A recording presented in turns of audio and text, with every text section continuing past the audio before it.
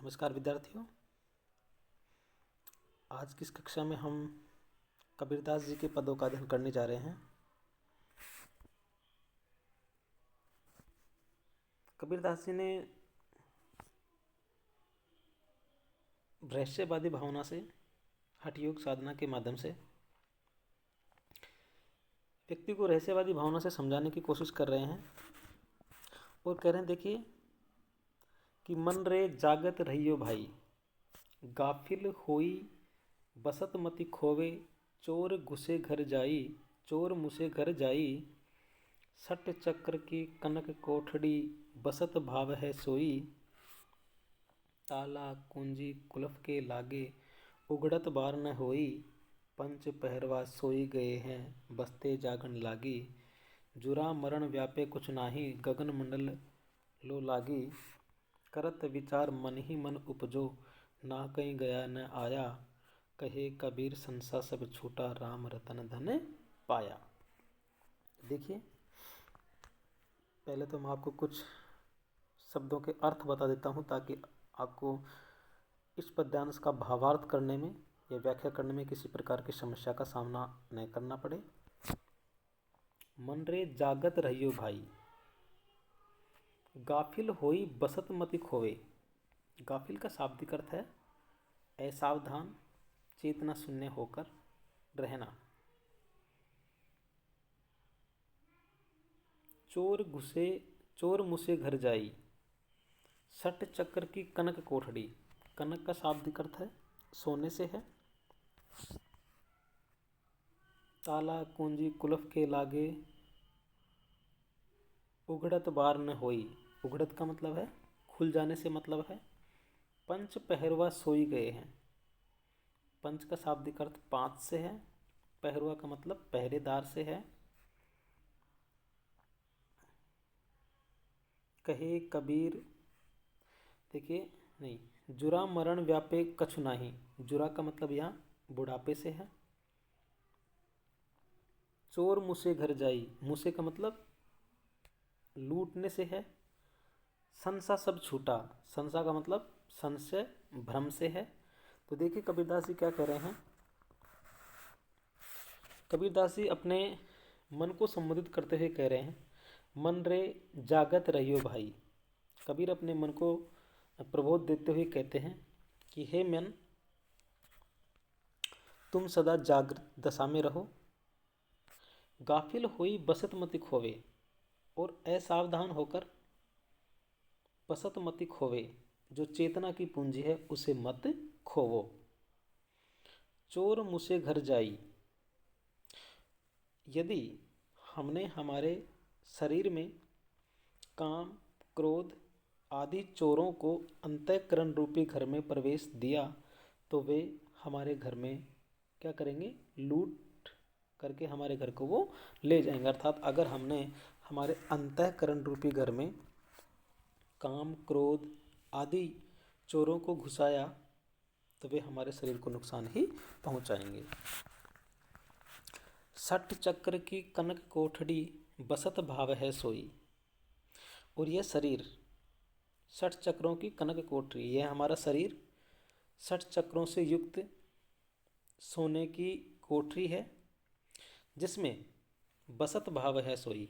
और यह हमारा शरीर सठ चक्रों से निर्मित एक स्वर्णिम कोठरी है जिसमें बसत भाव है सोई, जिसमें कुंडलिनी सुषुप्त अवस्था में पड़ी है, किंतु ताला कूची कुलफ के लागे, उघड़त बार न होई।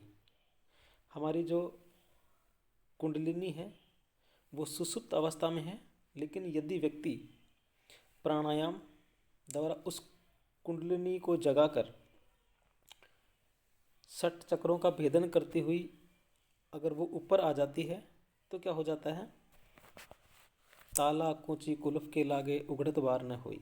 कि जब प्राणायाम द्वारा कुंडलिनी जाग कर उन सठ चक्रों का भेदन करते हुए ऊपर आ जाती है तो ताले खुल जाने से जिस प्रकार से घर के अंदर का भेद, सारा रहस्य प्रकट हो जाता है, उस अवस्था में शरीर की समस्त क्रिया का संचालन करने वाली पंच पहरवा सोई गए हैं। जब कुंडलिनी जागृत होकर के षट चक्रों का भेदन करते हुए ऊपर आ जाएगी तो क्या होगा? पंच पहरवा सोई गए हैं, हमारी जो पांचों ज्ञानेंद्रिय हैं उस वक्त वो एकदम सो जाएंगी, शांत हो जाएंगी। बस्ते जागण लागी, इस प्रकार वे हमारे शरीर की पहरेदार नहीं रहेंगे, अर्थात पांचों ज्ञानेंद्रिय रूपी पहरेदार अपनी गति को स्थिर कर देंगे और उनके सोते ही क्या है? कुंडलिनी बस्ते जागण लागी, उनके सोते ही जो कुंडलिनी है वो जाग जाती है। कहने का मतलब है कि हम हमारी पांचों ज्ञानेंद्रियों से ही हर चीज़ का स्वाद करते हैं, देखते हैं। और अगर हमने ये शारीरिक भोग विलास को जब हम शांत कर देंगे, भूल जाएंगे, तो हमारी जो कुंडलिनी है वो जागृत हो जाएगी और वह शून्य की ओर अग्रसर होने लगेगी। जुरा मरण व्यापे कुछ नाहि गगन मंडल लो लागी, ऐसी दशा में वह शून्य की ओर अग्रसर होने लगी। जुरा मरण व्यापे कुछ नाहि गगन मंडल लो लागी, वह ब्रह्मरंध्र में पहुंच जाती है और वहां पहुंचने पर जुरा मरण व्यापे कुछ नहीं, जीवात्मा को जन्म और मरण का भय नहीं रहता है। मन में ऐसा विचार करते ही या मन में ऐसा विचार करते ही करते उस परम तत्व का ज्ञानोदय हो जाता है। इस तरह की सिद्धि से जो ज्ञानात्मक ब्रह्म का साक्षात्कार करने लगती है। करत विचारी मन ही मन उपजे, ना कहीं गया न आए। कबीर जी कहते हैं कि व्यक्ति करत विचारी विचार मन ही मन उपजे, ना कहीं गया न आए। कबीरदास जी कहते हैं कि ये सब कुछ मैंने देखा और महसूस किया, इसके लिए मैं ना तो कहीं गया और ना मैं कहीं आया। सिर्फ विचार करने से ही ये बातें हैं वो मन में आ जाती हैं कि अगर हम हमारी पांचों इंद्रियों को सुषुप्त अवस्था में ले जाएंगे, उन्हें सुला देंगे, शांत रखेंगे, तो जो हमारी कुंडलिनी है वो जागृत हो जाएगी और ऐसे में हमें जीवन और मरण का भय वो नहीं सताएगा। गगन मंडल लो लागी, और आकाश ब्रह्मरंध्र में वह पहुंच जाती है। करत विचारी मन मन उपजे, ना कहीं गया न आए। कबीरदास जी कहते हैं कि ऐसा मन में विचार करने से आया है, इसके लिए व्यक्ति को कहीं आने और जाने की जरूरत नहीं है। कहे कबीर संसा सब छूटा, राम रतन धन पाया। कबीरदास जी कहते हैं कि इस प्रकार राम रूपी अमूल्य रतन धन को प्राप्त कर मैं सांसारिक संशय से मुक्त हो गया हूँ, अर्थात सांसारिक डर भय से मैं मुक्त हो गया हूँ। तो इस पद में हम देखते हैं कि कबीरदास जी ने योग साधना के द्वारा या प्राणायाम के द्वारा कुंडलिनी को जागृत कर अपने भीतर ही हम परमात्मा का साक्षात्कार कर सकते हैं, ऐसी भावना कबीरदास जी ने इस पद में बताई है। साथ ही हम देखते हैं कि कबीरदास जी की रहस्यवादी भक्ति भावना व्यक्त हुई है। अलंकारों की जब हम बात करते हैं तो इसमें अनुप्रास और सांगरूपक अलंकारों का सुंदर प्रयोग हुआ है। कबीरदास जी ने माया को चोर कहा है और ये जो हमारी पांच ज्ञानेंद्रियां हैं उनको उन्होंने पहरेदार बताया है।